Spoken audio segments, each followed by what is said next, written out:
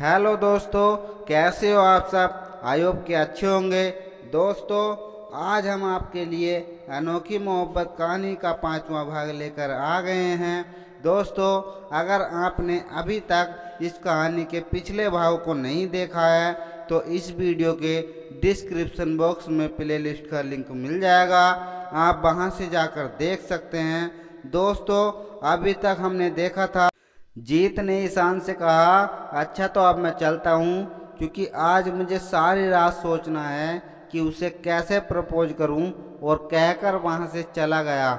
जाते जाते एक बार फिर उसने मुड़कर ईशान की तरफ देखा, जिसके चेहरे पर गुस्सा साफ नजर आ रहा था। उसे ऐसे देख जीत मुस्कुराकर वहाँ से चला गया। अब आगे वही ईशान ने एक और सिगरेट सुलगा ली और अपने मन की बेचैनी को शांत करने की कोशिश करने लगा। दूसरा दिन ईशान अपने कैबिन में बैठा हुआ एक फाइल देख रहा था, पर उसका ध्यान काम में लग ही नहीं रहा था। उसे रह रहकर जीत की बातें याद आ रही थी। उसने इरिटेट होकर फाइल को फेंक दिया। What the hell is this, क्या हो रहा है मेरे साथ। जीत आरोही को प्रपोज करे या न करे, मुझे उससे क्या। ये उन दोनों की जिंदगी है, जो मर्जी आए करे। How does it matter. तभी उसके कैबिन का डोर ओपन हुआ और जीत खुशी से चहकते हुए अंदर आया। मेरे भाई, मेरे दोस्त, मुझे बेस्ट विशेष दो। ईशान ने उसे कन्फ्यूजन से देखते हुए पूछा, क्यों, क्या हुआ। ईशान ने उसे एक रिंग दिखाते हुए कहा, ये देखो, मैं अब कल ही आरोही को प्रपोज करने वाला हूँ। व्हाट, तुम तो 3 दिन बाद उसे प्रपोज करने वाले थे ना, इतनी जल्दी क्या है तुम्हें। जीत की बात सुनकर ईशान चौंकते हुए अपनी सीट से खड़ा हुआ और बोला, ईशान का ऐसा रिएक्शन देखकर जीत को मन ही मन हंसी तो खूब आ रही थी, लेकिन वो अपनी हंसी कंट्रोल करते हुए बोला, हाँ तो तुम इतना चौंक क्यों रहे हो। अच्छे काम में देरी नहीं होनी चाहिए, इसलिए अब ये काम मैं कल ही करूँगा। तुमने आरोही से इस बारे में बात की कि वो क्या चाहती है। ईशान अपने मन की बेचैनी को छुपाते हुए बोला, इसमें बात क्या करना, वो भी मुझे पसंद करती है, देखा नहीं कितना खुश रहती है मेरे साथ वो। जीत ने सोफे पर पसरते हुए कहा। ईशान उसके पास आया और अपनी पॉकेट में हाथ डाले उसके सामने खड़ा हो गया और भाईन चेहरे के साथ बोला, इसका मतलब ये नहीं कि वो तुमसे शादी कर लेगी। हाँ तो फिर किससे करेगी, तुमसे करेगी। जीत ने पूछा तो ईशान एकदम बोला, हाँ। तभी उसे एहसास हुआ कि उसने अभी क्या कहा। वो जल्दी बात बदलते हुए बोला, मेरा मतलब है एक बार उसकी राय भी तो जान लो ना, कि वो क्या चाहती है। ऐसा भी तो हो सकता है ना कि वो तुम्हें सिर्फ एक अच्छा दोस्त मानती हो। जीत ने उसे आंखें छोटी कर घूरते हुए कहा, तुम इतना क्यों सोच रहे हो। तुम्हें नहीं लगता कि तुम्हें मालती के साथ मिलकर अपनी सगाई की तैयारियां करनी चाहिए। और जैसे तुम मालती को पार्टी में छोड़कर चले गए थे, उस बात के लिए उसे सॉरी बोलना चाहिए। ईशान ने कुछ सोचकर कहा, जीत, मुझे लगता है कि मुझे मालती से शादी के बारे में एक बार और सोचना चाहिए। जीत तो मुंह फाड़े ईशान को देखने लगा, जैसे ईशान ने कुछ अजीब ही बात कर दी हो। ईशान ने जब जीत को ऐसे देखा तो अजीब तरह से मुंह बनाते हुए पूछा, मैंने ऐसा भी क्या कहा जो तुम मुझे ऐसे देख रहे हो। जीत ने अपने गाल साफ करते हुए पूछा, मतलब कल तक तो तुम सबके सामने धरने पर बैठे थे कि शादी करनी है तो सिर्फ मालती से, और आज खुद कह रहे हो कि तुम्हें इस बारे में और सोचना है। लाही कुछ और बात तो नहीं है ना? ईशान कुछ कहने ही वाला था कि तभी उसका फ़ोन रिंग करने लगा। उसने अपनी डेस्क से अपना फ़ोन उठाया और देखा तो मालती का नंबर शो हो रहा था। ईशान अभी मालती से बात करने के बिल्कुल मूड में नहीं था, इसलिए उसने कॉल कट कर दिया। जीत सब देखकर समझ रहा था, पर वो चाहता था कि ईशान खुद अपने मुंह से मालती की बजाय आरोही से शादी करने की बात कबूल करे। वो अपनी जगह से खड़ा हुआ और वहाँ से जाते हुए बोला, बेल, मुझे अभी जाना होगा, कल ही तैयारी भी तो करनी है मुझे, कहकर जीत रूम से निकल गया। ईशान अपने बालों में हाथ फेरते हुए बोला, I have to take a decision ASAP, don't let time get out of hand. मेरा मेंशन। दादी उसकी शक्ल देखने लायक थी। जब मैंने उसे बताया कि मैं कल ही आरोही को प्रपोज करने वाला हूँ, जीत ने एक्साइटमेंट के साथ कहा, मतलब अब उस मालती का पत्ता कटने ही वाला है। फिर कुछ सोचते हुए, पर अगर आरोही ने मना कर दिया तो? दादी ने कहा। जीत ने सीरियस होते हुए कहा, हाँ ये हो सकता है, क्योंकि उसका खड़ूस पोता कभी सही ढंग से बात तो कर ही नहीं सकता। उसे क्या पता असल में प्यार, इश्क, मोहब्बत होती क्या चीज़ है। तभी तो वो इतने सालों से उस मालती को अपना प्यार माने बैठा था, और आरोही के आने के बाद उसका वो सो-कॉल्ड प्यार हवा के बुलबुले की तरह गायब भी हो गया। हाँ, प्यार के मामले में मेरा पोता पता नहीं किस पर गया है, मुझ पर तो बिल्कुल नहीं गया। दादाजी तो कब से उनकी बातें सुन रहे थे, बोल पड़े। दादी ने मुंह पिचकाते हुए कहा, हाँ खुद ने तो जैसे झंडे गाड़े हुए हैं न प्यार के नाम पर। अब दादाजी ने चुप रहना ही सही समझा। अब जीत भी वहाँ से खिसकने की सोचने लगा, क्योंकि दादी और दादाजी को पूरे 50 सालों की हिस्ट्री याद दिलाने वाली थी कि कब उन्होंने उन्हें गुलाब नहीं भेजे या उनकी एनिवर्सरी याद नहीं रखी। बगैर रात का वक्त आरोही अपने रूम की बालकनी में खड़ी हुई अनाया से फ़ोन पर बात कर रही थी। अनाया, यार ये आदमी तो पूरा सन की है, पता नहीं चलता कब क्या कर दे। दूसरी तरफ से अनाया ने कुछ सोचते हुए कहा,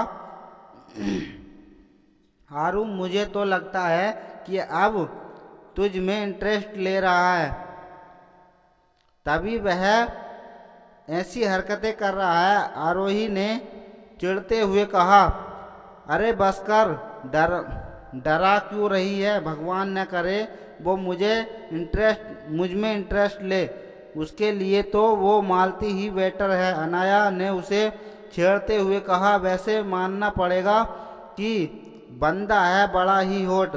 हाय, तूने इतने हॉट लड़के के साथ रात गुजारी, सोचकर ही मेरे तो रोंगटे खड़े हो जाते हैं। आरोही गुस्से से बोली, बस कर अनाया, तुझे ये सब मजाक लगता है क्या? मेरा बस चले तो मैं सारी जिंदगी उसकी शक्ल भी न देखूं। खड़ूस जानवर कहीं का हूँ। अच्छा शांत हो जा, नहीं करती ऐसी कोई बात। वैसे आरू, तुझसे एक बात पूछूं? अनाया ने कहा, हाँ पूछ, अगर सवाल ढंग का हुआ तभी जवाब दूंगी। आरोही ने अनमने ढंग से पूछा, अरे नहीं, सवाल ढंग का ही है। मैं यह पूछ रही थी, अगर बाई चांस उसने मुझे प्रपोज किया, मतलब वो मुझसे शादी करना चाहे तो क्या तू उससे शादी करने के लिए मान जाएगी? अनाया ने पूछा। बकवास बंद कर अपनी और फ़ोन रख, जब भी बोलेगी तो उल्टा ही बोलेगी, कहकर आरोही ने फ़ोन रख दिया। ईशान अपने लैपटॉप पर किसी काम में बिजी था कि उसके फ़ोन पर एक मैसेज रिंग टोन आई। उसने लैपटॉप की स्क्रीन से ध्यान हटाकर अपने फ़ोन को देखा। उस पर शो हो रहे मैसेज को पढ़कर उसके होठों पर एक मिस्टीरियस स्माइल आ गई। उसने अपना फ़ोन और लैपटॉप साइड में रखा और अपने रूम की ग्लास विंडो पर जाकर खड़ा हो गया और अपने दोनों हाथ अपनी पॉकेट में रख खुद से कहा, बस आज की रात, कल वो होगा जो मैं चाहता हूँ। सोचते हुए उसके चेहरे पर डेविल स्माइल आ रही। दोपहर का वक्त। दादी ले सभी सर्वेंट से आरोही के बारे में पूछ चुकी थी, लेकिन आरोही का कहीं पता नहीं चल पा रहा था। जीत भी सब जगह पता कर चुका, लेकिन आरोही के बारे में वो कुछ पता नहीं लगा पाया था। उसे आरोही की फिक्र भी हो रही थी कि कहीं वो किसी बड़ी मुसीबत में तो नहीं फंस गई। दादी हॉल में बैठी हुई चिंता से बोली, पता नहीं कहाँ चली गई मेरी बच्ची। कहीं ईशान ने तो उसे ऐसा कुछ नहीं कहा ना जिससे वो नाराज होकर चली गई हो। दादाजी दादी को शांत करवाते हुए बोले, तुम इतनी टेंशन मत लो, शायद वो अपनी दोस्त से मिलने चली गई हो। दोस्त का नाम सुनकर जीत को अनाया की याद आई। उसने एकदम से कहा, हाँ दादी, शायद अनाया के घर गई होगी, मैं अभी जाकर देखता हूँ। कह जीत जैसे ही मेन एंट्रेंस की तरफ बढ़ा, उसके कदम वहीं जमकर रह गए। वो आंखें फाड़े सामने देख रहा था। जीत को ऐसे देख दादी और दादाजी की नज़रें भी मेन एंट्रेंस की तरफ चली गई। अब उन दोनों की हालत भी वैसे ही थी। तीनों के तीनों आंखें फाड़े मेन एंट्रेंस की तरफ ही देख रहे थे, जहां पर ईशान और आरोही दोनों ही की गले में माला डाले खड़े हुए थे। ईशान के चेहरे पर एक जीत वाली स्माइल थी, वही आरोही के चेहरे पर एक उदासी थी। वो अपनी नज़रें झुकाए खड़ी थी। उन तीनों को ऐसे देख ईशान को जैसे कोई फर्क ही नहीं पड़ा। उसे सभी से एक ऐसे ही रिएक्शन की उम्मीद थी। उसने आरोही का हाथ पकड़ा और अंदर आते हुए बोला, दादी, आप सब इतना शॉक क्यों हो रहे हो? मुझे लगा आप सभी के चेहरे खुशी से खिल जाएंगे मेरी शादी की खबर सुनकर। दादी ने गुस्से से ईशान से कहा, तुम्हारे ऐसे अचानक धमाके से हर कोई शॉक्ड ही होगा ना। और ऐसा नहीं भी क्या हो गया था कि तुमने ऐसे अचानक शादी करने की सोची? हालांकि दादी को ये तो पता था कि ईशान आरोही से शादी की बात जरूर करेगा, लेकिन वो तो सीधा शादी करके ही उनके सामने आ गया। ऐसा तो उन्होंने सोचा तक नहीं था। आप लोगों ही तो मेरी शादी की पड़ी हुई थी। जब मैंने मालती से शादी का बोला तब भी आप नाराज थे, फिर मैंने भी उस लड़की से शादी कर ली जिसे आप पसंद करते थे। वो तो अब भी आपके चेहरे पर कोई खुशी नज़र नहीं आ रही। ईशान ने अपने गले से माला हटाते हुए सोफे पर रखी और आराम से सोफे पर एक पैर पर पैर चढ़ाकर बैठ गया, जैसे उसने कोई नॉर्मल काम किया है। जीत को ईशान पर शक हो रहा था कि कहीं उसने आरोही को मनाया कैसे, कहीं उसने आरोही को फोर्स तो नहीं किया, क्योंकि वो ईशान को बहुत अच्छे से जानता था कि ईशान अपने मन की करने के लिए किसी भी हद तक जा सकता है। इससे पहले कि जीत ईशान से कुछ पूछता दादाजी ने थोड़ा सख्ती से के साथ ईशान से कहा, अगर तुम्हें आरोही से शादी करनी थी तो एक बार बता तो सकते थे ना। हम खुद आरोही से शादी की बात करते और धूमधाम से तुम्हारी शादी करवाते। ऐसे जल्दबाजी करने की क्या जरूरत थी? ईशान ने ऐसी ही लापरवाही के साथ कहा। अब शादी हो गई है ना, तो अब आप सभी इस बात को जितनी जल्दी एक्सेप्ट कर ले उतना अच्छा है, कहकर ईशान खड़ा हुआ और जाते हुए आरोही के बगल में रुक गया। आरोही ने अपनी नज़रें उठाकर ईशान की तरफ देखा।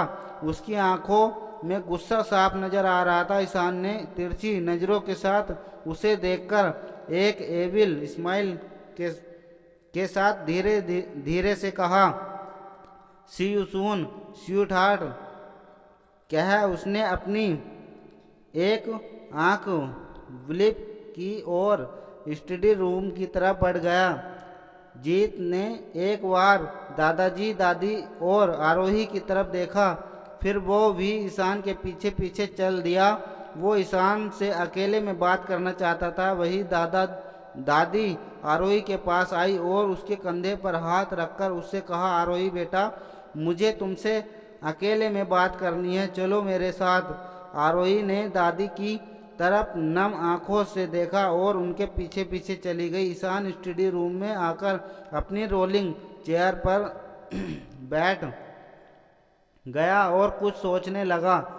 तभी जीत भी रूम में आया और रूम का डोर लॉक कर गुस्से से ईशान को देखने लगा। जब जीत काफ़ी देर से उसे ऐसे ही देखता रहा तो ईशान से स्माइल करते हुए कहा, अब क्या नज़रों से भस्म करने का इरादा है या कुछ बोलोगे भी? जीत ने एक गहरी सांस लेकर खुद को शांत किया और उसके सामने बैठते हुए कहा, सच सच बताना, तुमने आरोही को फोर्स किया है ना शादी के लिए? करना पड़ा, वो मान ही नहीं रही थी, तो मेरे पास भी यही एक रास्ता था, ईशान ने कहा। जीत ने अजीब नज़रों से ईशान को देखा और कहा, तुम ये बातें इतनी नॉर्मल तरीके से कैसे कर सकते हो? अगर तुम्हें आरोही से शादी करनी ही थी तो उसे प्रपोज करते, उसका दिल जीतते और फिर हम सब मिलकर तुम्हारी शादी करवाते ना। उससे इतनी भी क्या जल्दी थी? ईशान ने चिढ़ते हुए कहा, जा, ताकि आज तुम जाकर आरोही को प्रपोज कर देते हैं ना। ईशान की बात सुनकर जीत ने अपना माथा पीट लिया कि इस सामने बैठे हुए इंसान ने इस डर से कि कहीं मैं आज आरोही को प्रपोज ना कर दूं, सीधा शादी ही कर ली। क्या हो जाता है ये बता देता कि इसके दिल में आरोही के जज्बात हैं। जीत ने खुद को जितना हो सके उतना शांत बनाते हुए कहा, पर इसके लिए तो सही नहीं है ना कि तुम उससे फोर्सफुली शादी कर लो। बस जीत, अब शादी हो गई, अब वो मेरी बीवी है। अब इसके आगे मैं इस बारे में कोई बहस नहीं करना चाहता, ईशान ने इरिटेट होते हुए कहा। जीत ने भी अब उससे इस बारे में और बात करना सही नहीं लगा, क्योंकि जो होना था वो तो हो गया था। उसने बात बदलते हुए कहा, अब मालती का क्या, कैसे समझाओगे? जीत की बात सुनकर ईशान का फेस सीरियस हो गया। उसने कुछ सोचते हुए कहा, उसे मैं संभाल लूँगा, उसकी चिंता मत करो। वही दादी के रूम में आरोही रोते हुए दादी को सारी बात बता रही थी कि कैसे ईशान ने उसे मजबूर किया शादी के लिए। फ्लैशबैक।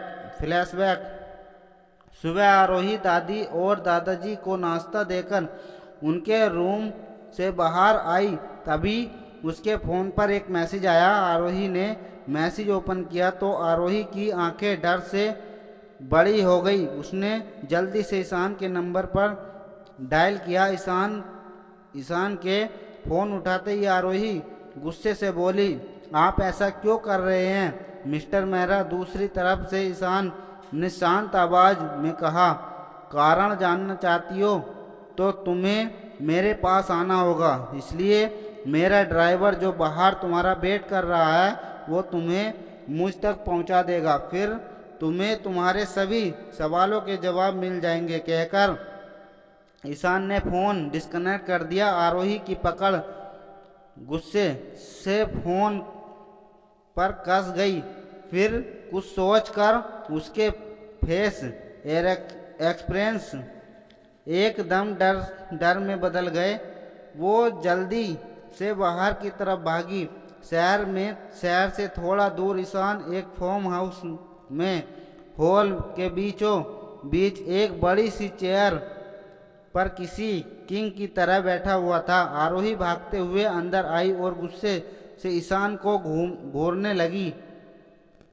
उसकी सांसें फूल रही थी। वो गाड़ी से बाहर निकलकर भागती हुई यहाँ आई थी। ईशान अपनी जगह उसे उठा और अपनी पॉकेट में हाथ डाले धीरे धीरे उसकी तरफ बढ़ने लगा। ईशान के फेस पर कोई भाव नहीं थे, पर वो बराबर आरोही के चेहरे को देख रहा था जिस पर गुस्सा साफ नजर आ रहा था। ईशान ने शैतानी इस्माइल के साथ कहा, क्या हुआ, बड़ी जल्दी थी मुझसे मिलने की, इसलिए भागती हुई आई हो। आरोही उसकी बात पर चिढ़ते हुए बोली, अपनी फालतू की बातें बंद करें मिस्टर मेहरा, और मुझे बताइए कि मुझे यहाँ क्यों बुलाया है आपने। ईशान कुछ पल तो भावहीन चेहरे के साथ उसके फेस को देखता रहा। फिर टेबल से एक फाइल उठाकर उसकी तरफ बढ़ाते हुए कहा, इसे पढ़ो और उस पर साइन क्यों करने हैं। ईशान उसके करीब आया और उसका हाथ पकड़कर फाइल उसके हाथ में थमा दी और कहा, तुम सवाल बहुत पूछती हो, इससे बेहतर तो यही होगा ना कि तुम खुद पढ़ लो कि इस फाइल में क्या है और चुपचाप से इस पर साइन कर दो। आरोही ने फाइल खोलकर पढ़ना शुरू किया और जैसे जैसे वह फाइल को पढ़ती जा रही थी उसके चेहरे के भाव गुस्से से बदलते जा रहे थे। उसने फाइल को ईशान के सामने फेंकते हुए कहा, आपका दिमाग तो नहीं खराब हो गया है मिस्टर मेहरा, और आपने सोच भी कैसे लिया कि मैं इस पर साइन करूंगी। आरोही की बात सुनकर ईशान जोर जोर से हंसने लगा और फिर आकर किसी किंग की तरह अपनी चेयर पर वापस बैठ गया और आरोही की तरफ देखते हुए कहा, तुम्हें क्या लगता है आरोही त्रिपाठी, तुम्हें लगता है कि तुम मुझे मना करने की हालत में हो?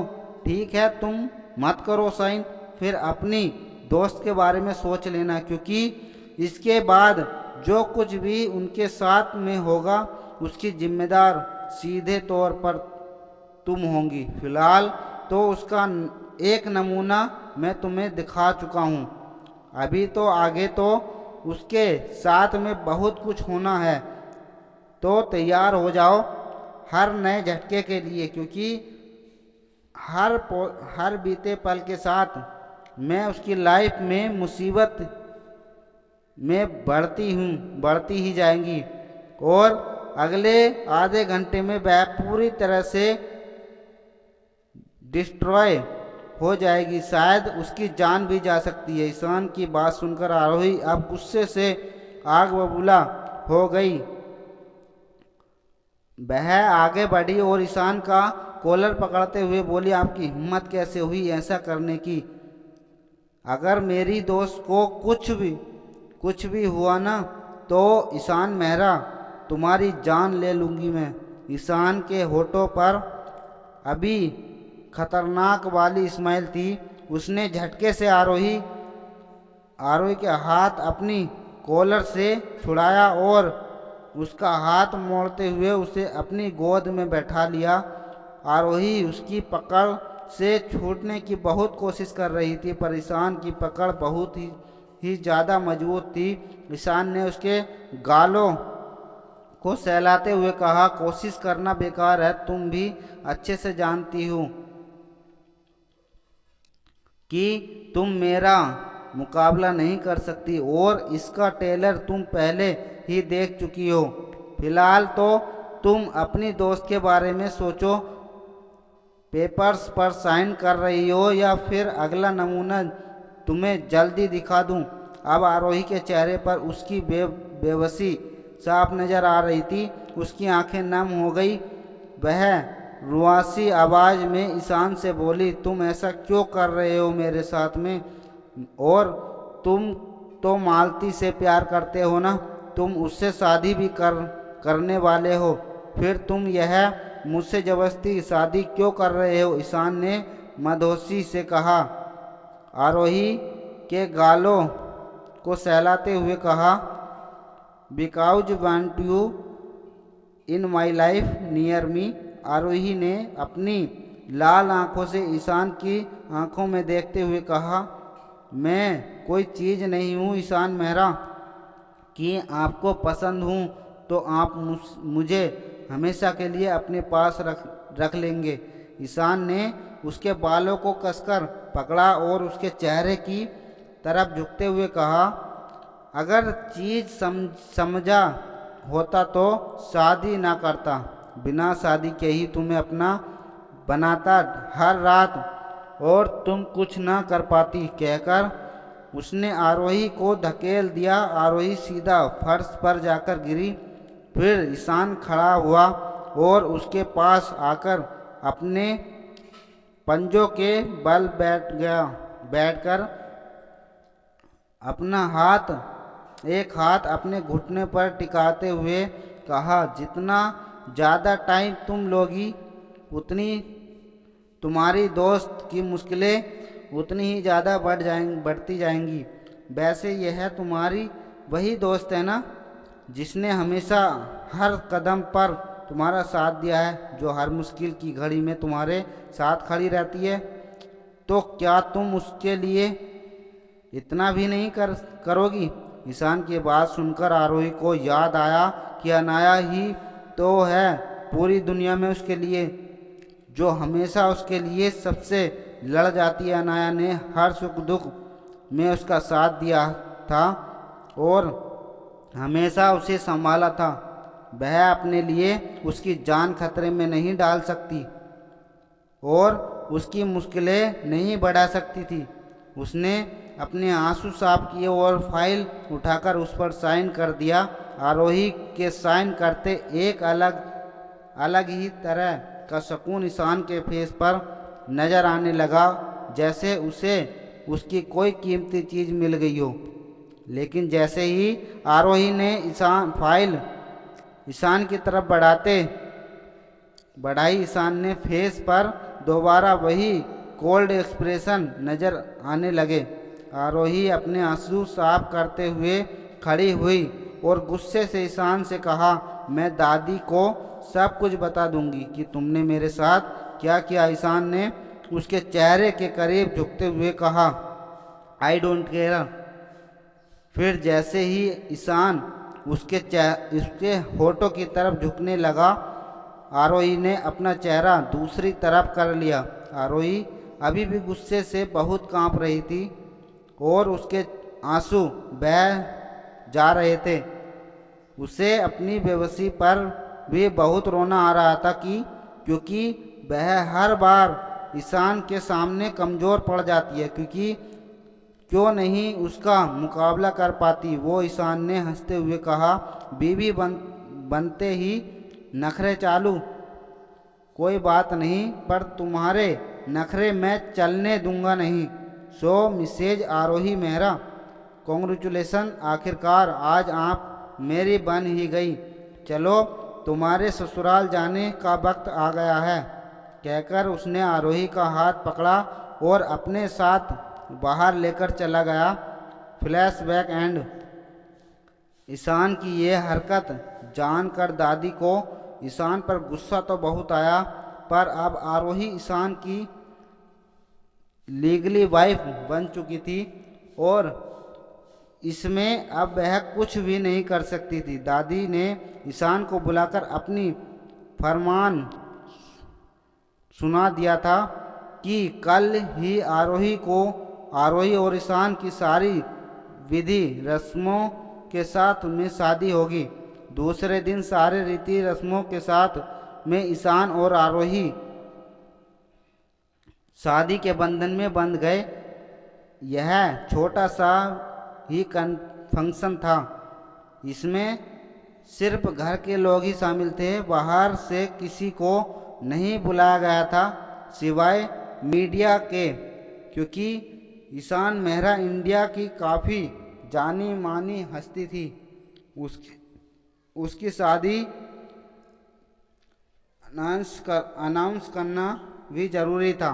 शादी संपन्न होने के बाद आरोही को ईशान के कमरे में पहुंचा दिया गया था। आरोही का दिल इस वक्त बहुत ज़ोरों से धड़क रहा था। घबराहट की वजह से वह यह सोचकर ही डर रही थी कि अब उसे ईशान के साथ सारी ज़िंदगी इसी रूम में रहना है। अब उसका नाम ईशान मेहरा के साथ जुड़ गया था और ना चाहते हुए भी वो ईशान के प्रति अपने पत्नी होने के सारे कर्तव्य निभाने थे। पर आरोही दिल से ईशान को अपना पति स्वीकार नहीं कर पा रही थी। आरोही सोफे पर बैठे हुए अपने ख्यालों में खोई हुई थी। उसकी आंखों से आंसू बह रहे थे। कुछ ही दिनों में उसकी ज़िंदगी में बहुत कुछ हो गया था और आज उसकी शादी ऐसे इंसान से हो गई थी जिसे वह बिल्कुल भी पसंद नहीं करती थी, क्योंकि इसी इंसान ने उसकी इज्जत उससे छीन ली थी। आरोही अपने ख्यालों में इतना खो गई थी कि उसे पता ही नहीं चला कि कब ईशान आकर उसके सामने खड़ा हो गया। ईशान काफ़ी देर तक उसे अपनी नई नवेली दुल्हन को देखता रहा। उसे आरोही की मांग में अपने नाम का सिंदूर देखकर एक अलग ही खुशी महसूस हो रही थी, जिसे शायद वह बयां नहीं कर सकता था। जैसे आज उसने एक बड़ी जंग जीत ली हो। वह काफ़ी देर तक अपने हाथ सीने पर बांधे हुए आरोही को देख रहा था।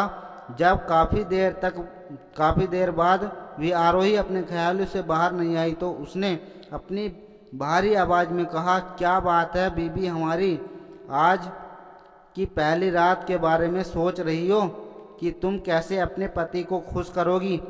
फिर उसके सामने ही सोफे पर किसी किंग की तरह बैठते हुए कहा, डोंट वैड, तुम्हें ऐसा सोचना भी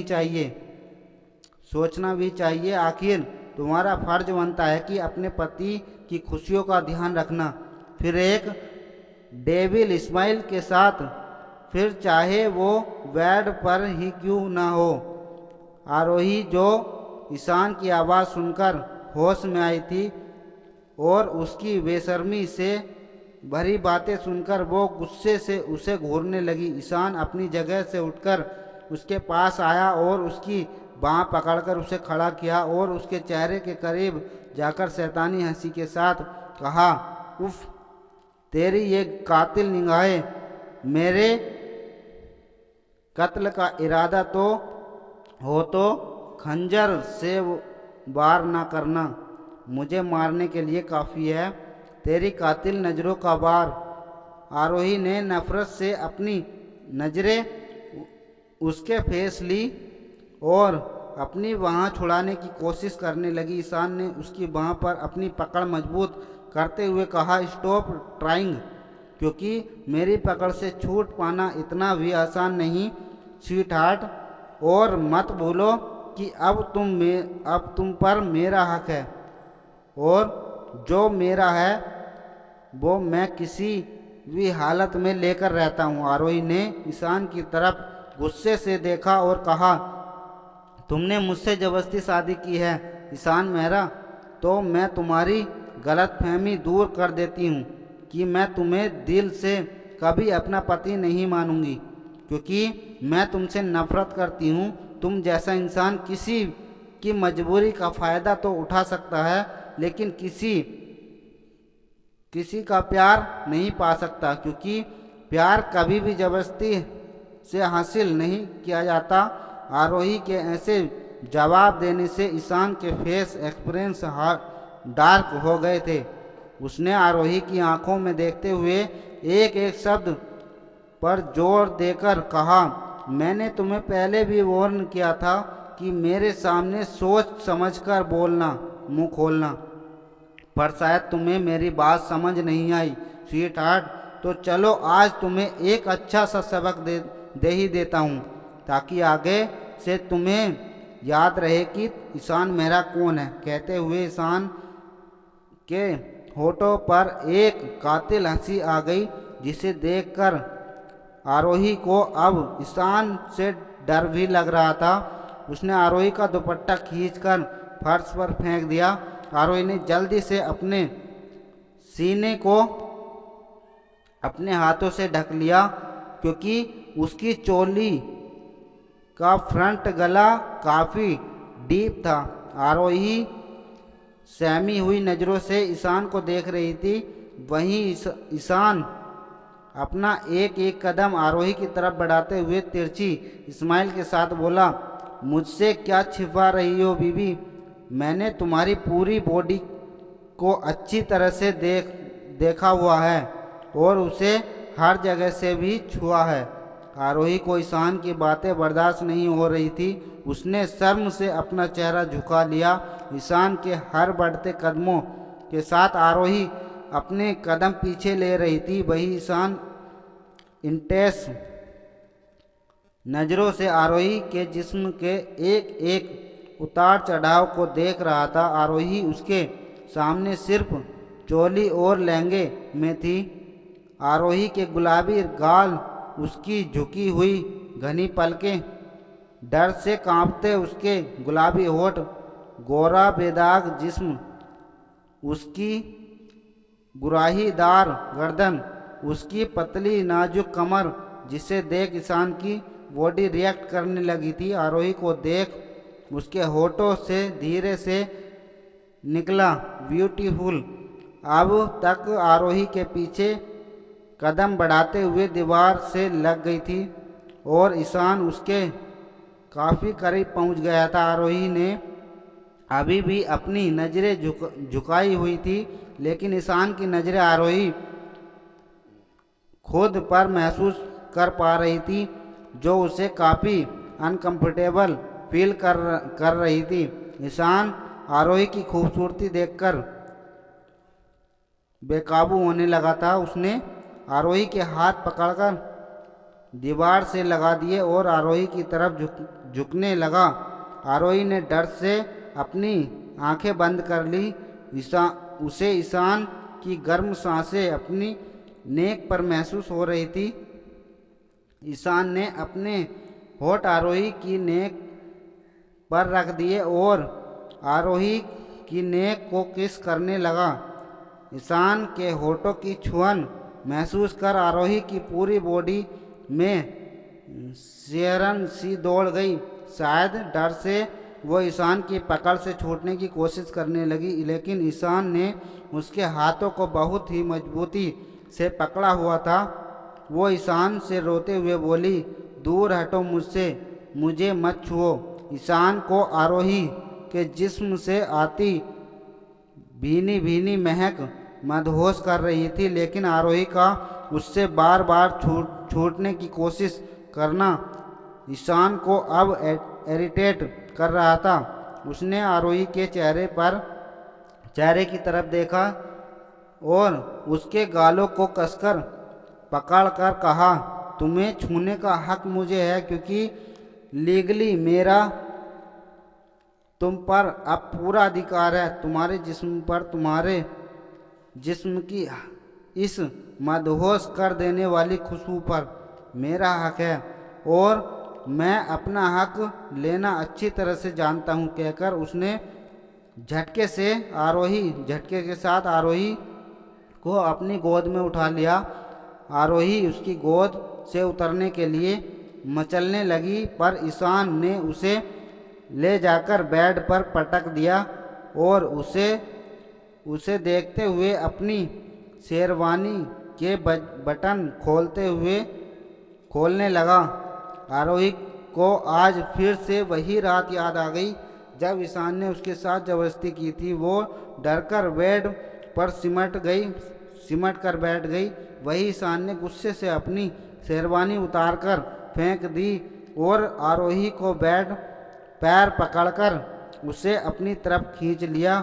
इससे पहले कि आरोही बेड से उतरकर भागती, ईशान ने उसके दोनों हाथों को पकड़कर बेड पर प्रेस कर दिया और आरोही के होठों पर अपने होठ रख उसे रूडली किस करने लगा। उसे आरोही का यूं बार बार उसे जवाब देना गुस्सा दिला रहा था। ईशान का ऐसे बेदर्दी के साथ किस करना आरोही को दर्द पहुंचा रहा था। वो उससे छूटने के लिए छटपटाने लगी। उसकी आंखों में आंसू बह रहे थे, पर वो कुछ नहीं कर पा रही थी क्योंकि नाजुक सी आरोही के सामने ईशान का स्ट्रॉन्ग पर्सनैलिटी था। जब ईशान को लगा कि आरोही की सांस उखड़ रही है तो उसने उसके होठों को छोड़ दिया और उसकी आरोही की नेक पर किस करने लगा। आरोही रोते हुए उसे छोड़ने की रिक्वेस्ट कर रही थी।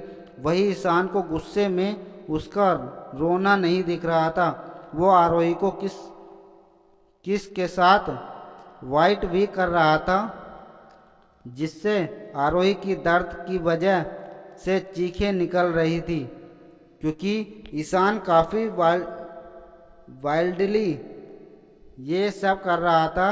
उसने आरोही की चोली को कंधे से नीचे सरका दिया और उसके कंधे को चूमने लगा। धीरे धीरे वो अब पूरी तरह से बेकाबू होने लगा था। वही आरोही अब पैनिक होने लगी थी। उसका रोना भी बढ़ गया था। प्लीज़ मुझे छोड़ दो, मत करो मेरे साथ ऐसा, प्लीज़। ईशान के कानों में जब आरोही की आवाज़ आई तो उसे भी वो रात याद आ गई जब आरोही ऐसे ही उससे रिक्वेस्ट कर रही थी। उसने आरोही के चेहरे की तरफ देखा जो रो रो कर पूरा लाल हो गया था। वो पैनिक हो रही थी, जिस वजह से उसे सांस लेने में भी परेशानी हो रही थी। आरोही की ऐसी हालत देखकर ईशान का सारा गुस्सा एक पल में ही गायब हो गया था। ईशान उसके ऊपर से हट गया और उसे पकड़कर बैठा दिया। वो उसकी बेक सहलाते हुए उसे शांत करने की कोशिश करने लगा। शांत हो जाओ, मैं कुछ नहीं कर रहा हूँ तुम्हारे साथ, टेक ए ब्रेक। रोते रोते आरोही की हिचकियाँ बंद गई थी। ईशान ने साइड टेबल से पानी उठाकर आरोही को पिलाया। पानी पीने के बाद आरोही कुछ शांत हुई, पर वो अभी भी सिसक रही थी। जहाँ ईशान आरोही को डराना चाहता था, अब खुद उसे आरोही के आंसुओं से बेचैनी महसूस हो रही थी। वो बेड से खड़ा हुआ और क्लोसेट रूम में जाकर अपने कपड़े चेंज किए। उसने सिर्फ एक ब्लैक लोअर पहना हुआ था और ऊपर से कुछ भी नहीं पहना था। उसने एक नज़र आरोही की तरफ देखा और अभी भी सिर झुकाए सिसक रही थी। ईशान ने अपनी आई रोल करते हुए मन ही मन सोचा, अब तो मैं कुछ कर भी नहीं रहा तो क्यों रो रही है। ओ गॉड, कितना रोएगी ये। ईशान उसके पास गया और अपने हाथ अपने सीने से बांधकर अपनी सख्त आवाज़ में कहा, अब तुम रोना बंद करोगी या मैं दोबारा कंटिन्यू करूं। ईशान की धमकी सुनकर आरोही ने एकदम से रोना बंद कर दिया। ईशान ने हैरानी से आरोही की तरफ देखा और मन ही मन कहा, एक पल में ही चुप हो गई, जैसे रो ही नहीं रही थी। उसने फिर से अपनी आवाज़ सख्त बनाते हुए कहा, अब जाकर चेंज कर लो और सो जाओ। तुम्हें बहुत नींद आ रही है, कहकर वो बेड पर आकर पसर गया। ईशान के बेड पर आ जाने से आरोही जल्दी से बेड से खड़ी हो गई और उसे देखने लगी। ईशान जो पेट के बल बेड पर लोटा हुआ था, उसने जब आरोही को अपनी तरफ ऐसे देखते हुए देखा तो अपना चेहरा थोड़ा ऊपर उठाकर उससे कहा, वाट, क्या देख रही हो? कहीं मेरी अट्रैक्टिव बॉडी देखकर तुम्हारी नीयत तो नहीं बिगड़ने लगी? फिर अपनी एक वो चढ़ाते हुए, अगर ऐसा है तो बोल दो, I am always ready for it. वैसे वाकई में ईशान की बॉडी काफ़ी अट्रैक्टिव थी। उसकी मजबूत बैक पर बना हुआ टैटू उसे काफ़ी हॉट लुक देता था, लेकिन आरोही के लिए तो वो सिर्फ एक डेविल था। ईशान की बात सुनकर आरोही ने अपनी नज़रें दूसरी तरफ फेर ली। ओ, तो तुम सच में चाहती हो कि मैं ऐसा करूं? तो चलो फिर से कंटिन्यू करते हैं, कहकर ईशान जैसे ही आरोही की तरफ बढ़ा, आरोही ने जल्दी से अपना लहंगा संभाला और डरकर वॉशरूम की तरफ भाग गई। उसकी स्पीड देखकर ईशान से अपनी हंसी कंट्रोल नहीं हुई और वो ठहाका लगाकर हंस दिया। दोस्तों, अगर जानना चाहते हो कि इस कहानी में आगे क्या हुआ, तो कहानी का अगला पार्ट ज़रूर देखना, जो इस चैनल पर जल्द ही प्रसारित कर दिया जाएगा। दोस्तों, अगर आपको हमारी कहानी पसंद आई हो तो वीडियो को लाइक कर देना, और आप मेरे चैनल पर नए हो तो चैनल को सब्सक्राइब कर लेना और बेल आइकन भी प्रेस कर लेना, ताकि इस चैनल पर इस तरह की जब भी वीडियो अपलोड हो तो उसका नोटिफिकेशन सबसे पहले आपके पास पहुँचे। धन्यवाद।